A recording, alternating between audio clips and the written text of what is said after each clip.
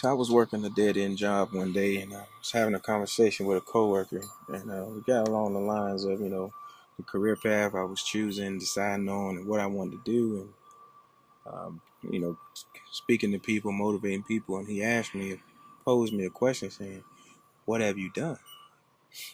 And I sat back and I thought about it. I said, I ask myself these questions all the time. I haven't developed any Fortune 500 companies or helped anybody, make record-breaking sales or change, the way people travel or communicate. I haven't done any of those things. And when I thought about it, because sometimes we can get weighed down and judge ourselves and beat ourselves up. Man, I haven't done anything, substantial. Why would people want to listen to me? Why would people want to hear what I got to say? And then I paused on it and I took it home with me, for a couple of days, and I just thought about that thing. What have I done? And I started thinking, and it came to me and says, it doesn't matter what you've done. What do you do? See, you get what I'm saying? Not what you've done. What do you do? See, I give hope. I give inspiration to the uninspired. Inspire means to light a fire within. See, I don't want to motivate you. I want to inspire you. I want to give you something deep, something that's going to resonate for years. The motivation only lasts for a flicker, for a while. Inspiration can last a lifetime, because every time you think about it, every time something just reminds you, it's like, I need to move, I need to act. See, and you don't even want to just live on hope. You want to be inspired. You want to have something to fight for. And I build that desire in people. I'm that big brother. I'm that brother you never had, that uncle, that cousin, the best friend, that shoulder to lean on. That's what I am. People look at what I've done as far as my work ethic and how I move. People get inspired. They're like, man, I want to be like you. I don't know how you do it. How do you do that? And I said, I don't know, bro. I just know I have to get it done. I don't know how I do it. I know I do it. So when somebody tries to come at you and say, what have you done in your past? And it wasn't in bad intent. It was just a question. But to me, it struck a chord. It hit me deep. It was like, what have I done? But it's not where you've been, it's where you're going. That's what you have to remember. And everybody has something that they can contribute. Everybody can bring something to the table as long as you're bringing something to the table. Don't just show up empty-handed. So what are you doing? I don't care what you're doing. What are you doing? We've all been lazy. We've all had bad days. We've all been fired. We've all done things that we regret or, don't want to bring up. So ain't no need to talk about that. Progressive, moving forward. I'm a progressive person. I'm a progressive thinker. What are you doing? When I get to a point, I'm going to give back. Reach out. I'm giving what I can now, but I want to give in a bigger way. That's on my list. It's not all about me. Oh, no. It's never been all about me. I want to get to a certain point where I can help other people. That's always been my goal. Family, close friends. I want to be able to pay off somebody's mortgage. I want to be able to pay somebody's rent. I want to be able to buy some new cars. I want to send some people to college, medical bills, anything you need. I want to be the guy you call. And I'm not going to be shady. I'm not going to be shysty and say, call somebody else or make you wait it out for a couple weeks and then give you a call and see if the situation handled itself. No. I want to put myself in position to be the go-to guy. Because everybody needs somebody. And I want to be that somebody. I'm not going to labor too long on this. But I want to help. I want to give inspiration. Not hope. I take it back. No hope. Inspiration. I want to be an idea. Of every time you're like, dang, that's real. Every time you see me, what do I represent? I want to represent something to you. Because everybody has an image in your mind when you think of Michael Jordan or Jay-Z or Oprah Winfrey or anybody, LeBron James. You think of these people. When you hear their names, something sparks inside you. Some type of thought shows up.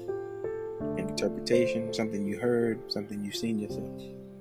So when you hear my name or you hear about me, I want it to be a particular way. So I have to make sure I get it done. So when you hear Will Miller, Mr. Will, something inside you says, man, if I could only be like that guy, if I could only meet that guy, if I could only see that guy, if I could hear that guy speak. That might be the peace I need to make it happen. That's what I want to be for people. That's what I want to do. And it's not to praise me or pat myself on the back, but I want to be that beacon. So if you look around and everything's dark and grim, and you be like, you see one of my videos or hear me speak, and that's the thing that does it, the thing that turns it around. The one word that I give you, the one gesture that anything. It's like, man, he's right. So many people have called me back, conversation after conversation. They argue with me, and I give them all I got. I lay it on the line. And then they call me back 2 days later. He's one of my best friends to this day. He said, well, I thought about what you said. You were right. 2-3 days later. He'll argue me up and down for an hour and a half on the phone. 2 or 3 days later, he calls me back. You were right. I'm not trying to be right. I want to help you in any way I can. If I got to argue with you, if I got to fight you, I'm going to help you. But you got to know it's all in love. That's what I do. I give people love. I'm going to argue with you. I'm going to push those buttons. I'm going to get in there. And you're going to be mad at me. You're going to almost hate me. You're going to want to don't want to answer my phones or respond to my texts. It's going to be rough. But I'm willing to go through that just to help you. To almost have you hate me. And for a week later, a couple days later, you say, man, he was right. Okay, so you can see it on TV, you could talk to somebody else, and then they give you that extra little tap. You say, you know, Will touched on that when we spoke the other night, and I wouldn't hear him out. Sometimes it's gonna bring it out. I'm not always right. I hope I am. I don't want to give you anything wrong, but I definitely want to be that positive voice in your ear. That's my goal. To be that positive voice when everything is dark, everything is grim, nobody else to call, no one to lean on. You look at Will and you say, that guy, he was there. I have several people that went to college with me. Young kids came up with me. When they came in, I took them around, showed them the place, showed them the lay of the land, gave them the game, how it go. And several of them always come in because of you. It was you, one of my best friends. I helped him get a job. We lost touch. A year later, I saw him driving a new car at a stoplight. We came side by side. He put down his window, pointed at his car, and said, this is because of you. This is because of you. Because I pushed him. He didn't want to go fill out the application. I said, come on, we're going to fill out this application.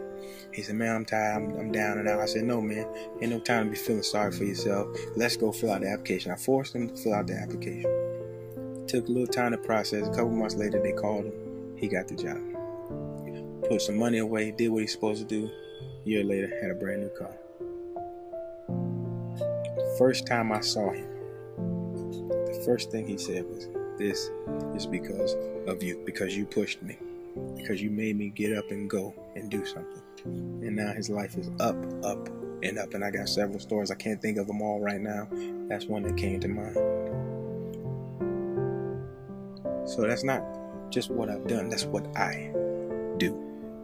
So find out your passion, find out what moves you, find out what stirs you up inside. And I hate to see people fail. I hate to see people thrown by the wayside. Sometimes we do it to ourselves, and sometimes there's circumstances and situations that we can't avoid or something that we actually create. But I'll never leave a man behind. And I bring anyone I can with me. Be blessed.